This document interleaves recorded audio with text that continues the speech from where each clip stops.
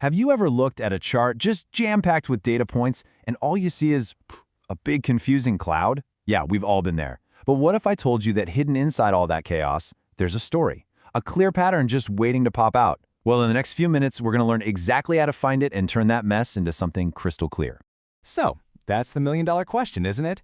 How do we find the signal in all that noise? The good news is we have a whole toolkit for this, and our very first tool is one we use every single day, our own eyes. You know, the first step is usually the most natural one. We just look. Our brains are basically pattern-finding machines, right? So we can start by just looking for a general trend in the data and trying to capture it with a simple line. And this thing our brain does automatically, just spotting a trend, it actually has a formal name, curve fitting. It's really just the process of finding a function, and that could be a simple straight line or a more complicated curve that best tells the story of our data points. We're going to start with the simplest and honestly the most common type, the line of best fit. You'll also hear it called a trend line. It's just a single straight line that we draw right through the data to give us a quick visual summary. Is the trend going up? Is it going down? This one simple line can reveal that core relationship at a glance. Okay, so why even bother drawing this line? Well, its real power isn't just in describing the data we can see. The really cool part is predicting the data we can't see. This is where we go from just being observers to becoming forecasters. So the first kind of prediction is called interpolation. Think of this as the safe prediction. You're using your trend line to estimate a value that's inside the range of the data you already have. So if you have data for Monday and Wednesday, interpolation is like making an educated guess about what happened on Tuesday. You're just filling in the gaps. Now the second type is a little more daring. It's called extrapolation. This is where you extend that trend line to make a prediction beyond your known data. So if your data stops on Wednesday, extrapolation is like trying to predict what's going to happen on Friday. It's incredibly powerful for sure, but it's also a bit riskier because you're stepping into the unknown. And you can see the difference perfectly right here. On the left, with interpolation, we're guessing about a point that's safely inside that cloud of data we already know. But on the right, with extrapolation, we're following that line out into empty space, making a prediction way beyond anything we've actually measured. It's kind of like a leap of faith. Now, just eyeballing a line is a great start, but it's pretty subjective, right? My best guess line might be a little different from your best guess line. So how do we find the one line that is mathematically, objectively, the absolute best fit? For that, we need to go beyond just looking. And that method is called linear regression analysis. It's a really powerful statistical technique that does all the heavy lifting for us. It finds the exact equation for the single best line. No more guessing, no more eyeballing. This gives us the one mathematically perfect answer.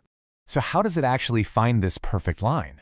Well, the secret is this clever process called the least squares method. Now, the name might sound a little technical, but the idea behind it is super simple. It's all about finding the line that makes the fewest mistakes. You can basically see how it works right here. First, you've got your data points. Then, the method pretty much tries out a ton of different lines.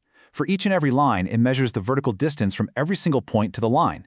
That distance is the error. And finally, it picks the one and only line where the total of all those squared errors is the absolute smallest it can be. It is literally the least wrong line possible. Okay, so linear regression gave us the mathematically best line. Awesome. But that brings up a new, really important question. Just how good is this best line? How well does it actually represent our data? Is the pattern strong and reliable, or is it kind of weak and fuzzy? To answer that, we have another incredible tool, the correlation coefficient, which we usually just call R. This is a single number that packs a serious punch. It tells us two crucial things at once: the direction of the relationship, is it positive or negative, and most importantly, its strength. And here's the key. This R value is always on a fixed scale, from -1 all the way up to +1. It can never ever go outside that range. And that's what makes it so useful. It gives us a universal ruler to measure the strength of any linear relationship, no matter what kind of data we're looking at. So let's break down what those numbers mean. As you can see, an R value of +1 means you've got a perfect positive correlation.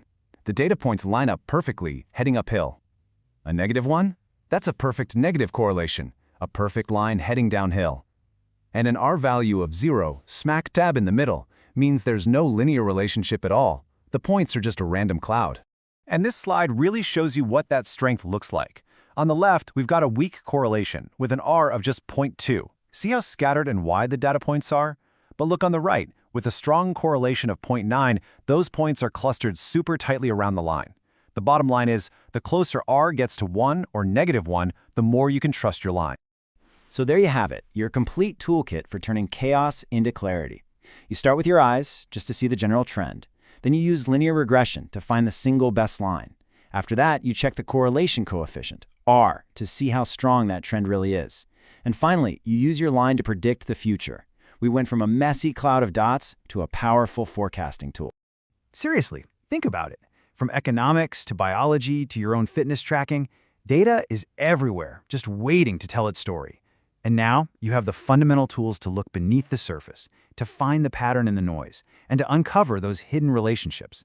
The only question left is, what will you discover?